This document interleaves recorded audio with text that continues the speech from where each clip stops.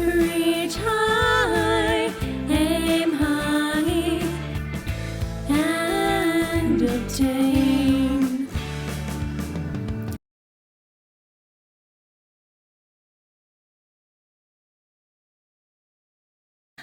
I have 1 1/4 cups here of warm water. About 105 to 110 degrees is what you're looking for. Basically, I made sure it was above body temperature and I knew I was good. To that, we are going to add our 100% pure organic maple syrup. We actually bought this and it's glass. I love the fact it's glass. From Costco. And we're going to do 2 teaspoons of this into our warm water. 1, 2, into our warm water, and then take your tool, you're going to stir this so you're making almost like a maple syrup warmed water. Okay, and you can see that the water changed colors just a little bit there. That's what we're looking for. Then to that, because we're doing our prep work, then to this we're going to add some active dry yeast. We're going to do 1 tablespoon. What will happen is this will start creating our wet ingredients. Now, while our wet ingredients are coming together and we're waking up our active dry yeast, we're going to create our dry ingredients. Give the yeast water a quick stir and then place it to the side. In here, if any of you have watched my how to make my gluten-free, no grain sourdough milk thistle bread, this is the dry ingredients, which is 1 cup arrowroot flour, 1 cup organic almond flour, 1/3 cup organic coconut flour, and 1 teaspoon of pink Himalayan salt or a quality salt. And we're going to stir all that together.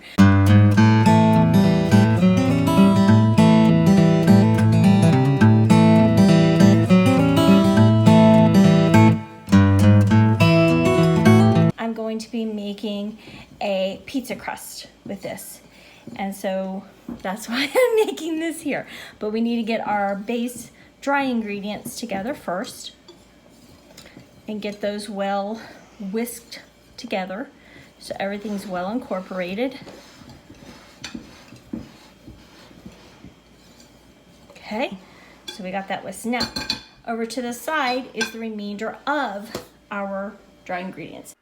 1 1/2 tablespoons of organic chia seeds, 1 tablespoon of organic Psyllium Husk Powder, and then to that we're going to be adding 1 teaspoon of parsley. This is dehydrated parsley flakes, which this is just the container we use, even though it's our homegrown parsley. You can't beat already having a container for it with a label. And then our homegrown dehydrated basil that we actually have in this container, and that was 1 teaspoon of the parsley and 1/2 teaspoon of the basil from our garden. Or you can also do 1 basil leaf and a handful of fresh parsley, whichever you prefer. But since I had the dry on hand and it's a homegrown, why wouldn't I, right? And we are going to pulverize this all together using my little Bamex attachment, which you know I love. Because it just allows me to do such a small amount really quick, and I don't have to get out a big Breville food processor to do it. You could also get a coffee grinder, any of you that want like a small food processor, but we're going to pulverize this real quick.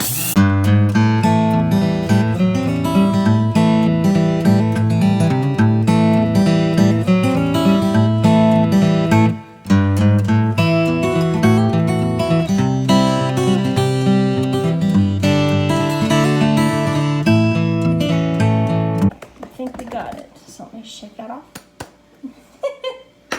Get it, shake it off. Okay, and let's take a look. And now we have this beautiful, oh, smell that, Mom. Isn't that wonderful? Okay, and that is going to help make our base for our pizza crust. Now over here, again, similar to our no grain, gluten-free milk thistle sourdough bread. So our warm water of 1 1/4 cups and our 2 teaspoons of organic maple syrup, along with the 1 tablespoon of active dry yeast. And then I stirred it together, and that's why you can see it so fluffy. It's because I stirred it. And we're going to let this over here be added to this. And it'll take about 10 minutes for it all to come together. And then once that's happened, with our 10 minutes passing with these 2 ingredients added, then over here, we're gonna add it and manually bring it all together. So let's add this, and you're gonna need your whisk to pull this all together. And this will come to, and with the water, it had to be warm water. So I usually put in a little bit of hot water and then room temperature, put my finger in it, test it, feel if it feels just a little bit warmer than my body temperature. If it is, I'm good to go. If not, then I'm like, okay, I need to add a little bit more warm water. But basically you want to get it about 105 degrees. For those of you that want to use a temperature gauge. I feel like my finger's pretty accurate though. Okay, so we're gonna let this sit now. And I know it doesn't look like much right now, but in 10 minutes, this will start coming up, and you will see that this little bit of volume left here is gonna be fully filled with volume of the contents we just made. And then we'll take this, which will become like a gel-like consistency, and we'll stir it in with our dry ingredients. You can see it is quite overflowing, which is good for us. So we're gonna use my spatula here, make sure we get it all. Look at all the air bubbles. I love it. That's how you know you're getting a really quality rise out of your yeast and products, right, Mom? It's perfect. Yeah. Also means it's gonna be delicious. And it's also gonna help give us that wonderful sourdough flavor too. Can't help but love a good sourdough, right? It's just all over. I think we've got the majority of it there. So now we're going to get our hands a little bit wet. That's a good thing. So what I have over here is just a little bowl of water. I'm just getting my hands in there because the trick to this is to get your hands a little bit wet before you do this next step. You know you're going to be okay. What we're going to do is bring the flour up into the gel we made. Oh, I can smell the herbs on this, Mom, can't you? That's awesome. Mm-hmm. It's going to be delicious.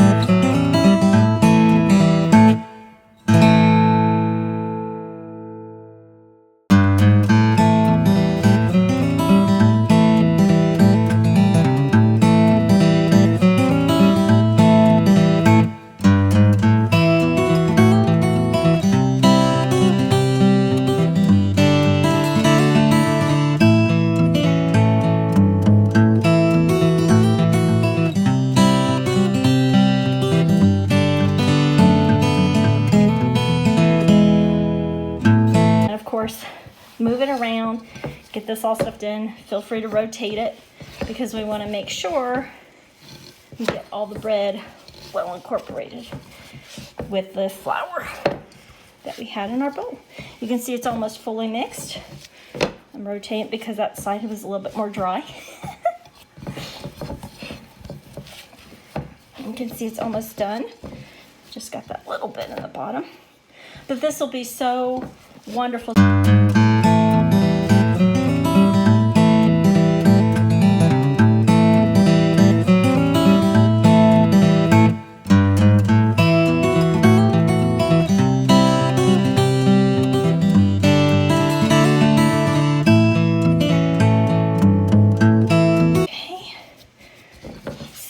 So now we got everything in our bowl, almost, there's just a little bit left there, incorporated. Now what we're gonna do next steps is we gotta give it time to rise. But I've learned with this particular recipe that you almost need to have it in the form of what you're going to be doing. So what I'm going to do is get some arrowroot here to sprinkle things with. I got my arrowroot container here. I'm gonna wash my hands real quick because I don't want to get the flour in my arrowroot. I wash my hands and I'm gonna just sprinkle a little bit of arrowroot on here. And that's to make sure that the bread doesn't stick to this. Kind of like putting a little bit of flour on our rising pan. Just a little bit more there. Okay, and then, so I'm gonna briefly flour this here because I need to do a little bit of rolling pin on it so that I can get this rounded out for us. And I'm gonna flour this just a little bit too. Hopefully that'll prevent it from sticking. And I'm using this marble one because Dad bought this years ago for Mom, and it just does everything so beautifully and so quickly too, because it's got so much weight on it, so I don't have to put so much work into making this happen. You can see how quickly this is rolling out, huh? It's all that fabulous air from our piece. Let me get some more flour on this.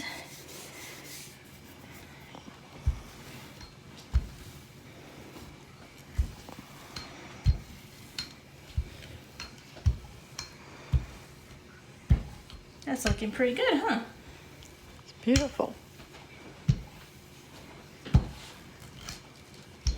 And we just want to get it as close as possible. It doesn't have to be perfect because it's going to inflate. So do bear that in mind when you're rolling this out, that it will inflate. Okay, I think that looks pretty accurate to that, doesn't it? Okay, a big secret. We need to lightly dust the top. Now you may be like, why are you lightly dusting the top? That's because I'm gonna use the rolling pin to roll this up, and I don't want it sticking. And the best way to do that is just a little bit of arrowroot. Okay, here we go. So we're going to, and feel free to take your scraper here to kind of help it along.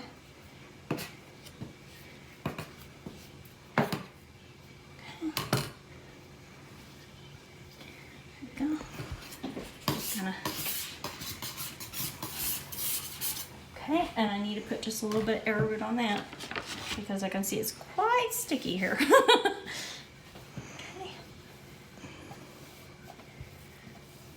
Okay, and there we go. And then we're going to, whoop, don't unroll it. Let me come back just a hair. Got to be careful with that. Okay. Okay, there we go. Now, I'm going to come over here, find the end, and then hopefully it won't stick too bad. Might have to squeeze some of it back together, but that's no big deal. Okay, I might have to didn't obviously put enough arrowroot down there, but that's okay because oh, look at that. It was longer than I needed. That's okay. That's good, actually. Okay.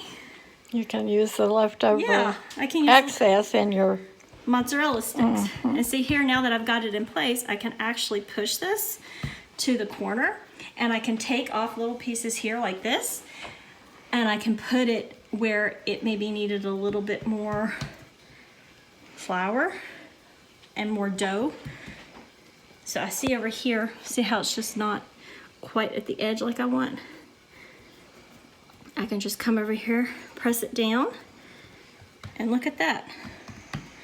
Now I have a perfect crust. Now, there is a trick you can do to help yourself out. You can either use your cutter here, or you can use a rolling pin and go over, if you've got one similar to this, and by pressing down on it, it actually, but I'm not going to do that with a marble.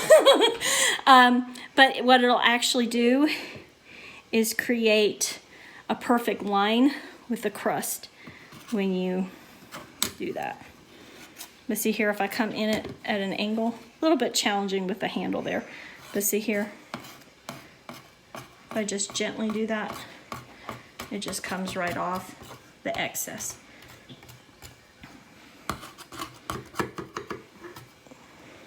Isn't that perfect? There we go. And now we have ourselves, let me add a little bit more. See right there, it needs just a little bit more flour. Not flour, it needs a little bit more dough here on the side. But look at that. That's beautiful.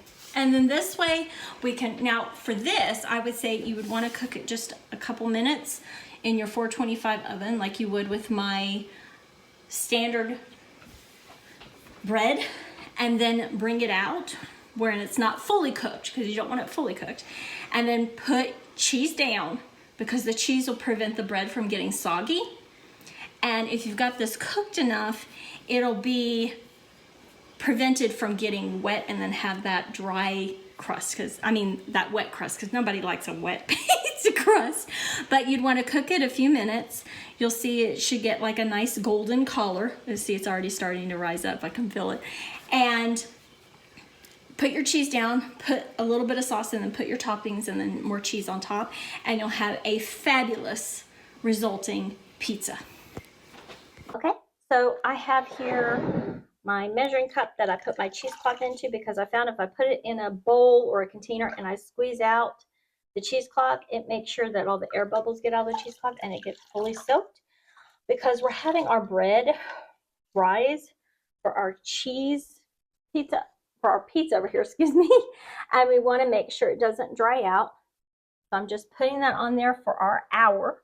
So you used what, 1 can of pizza 15 sauce. ounces of organic tomato sauce. Now what's that? Oregano. How much oregano?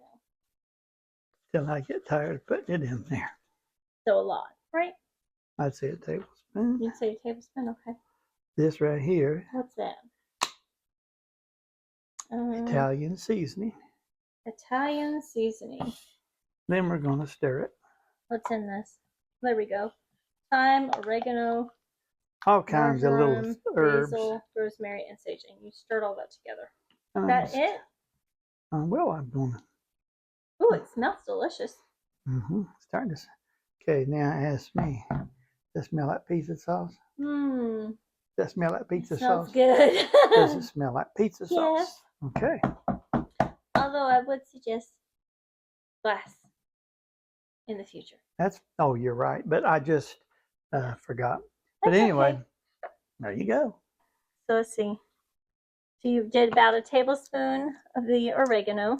And That's then right you on the did money. about, what, a teaspoon of this? Or another tablespoon? No, a teaspoon. Teaspoon of this? Yeah, no more than that. Teaspoon of this. Okay.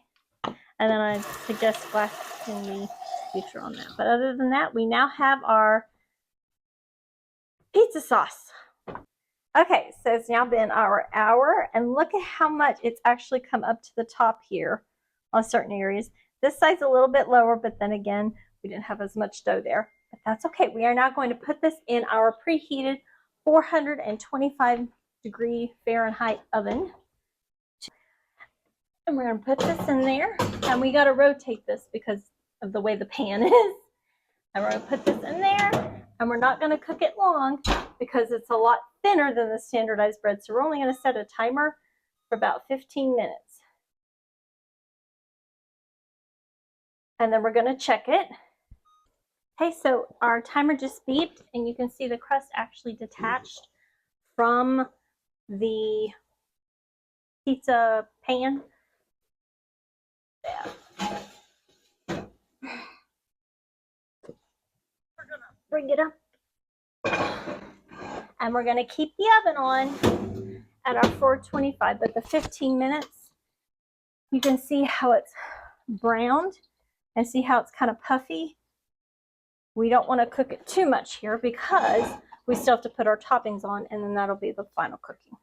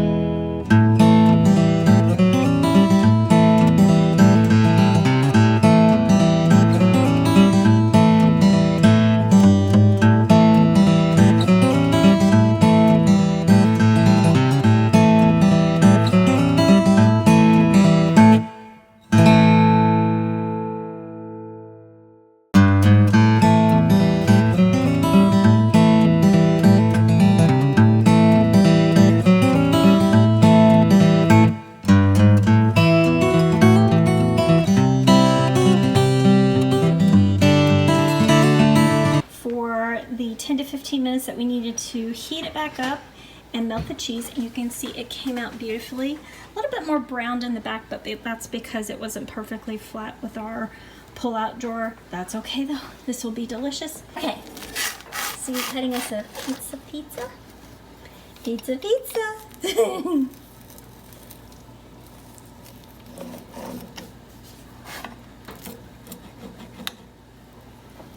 How's it looking, Daddy? Oh, I haven't looked at it yet.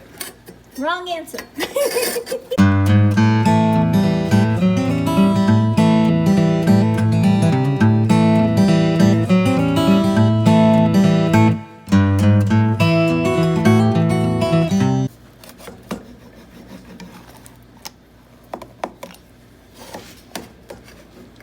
Okay, where's the plate? Oh, let me grab.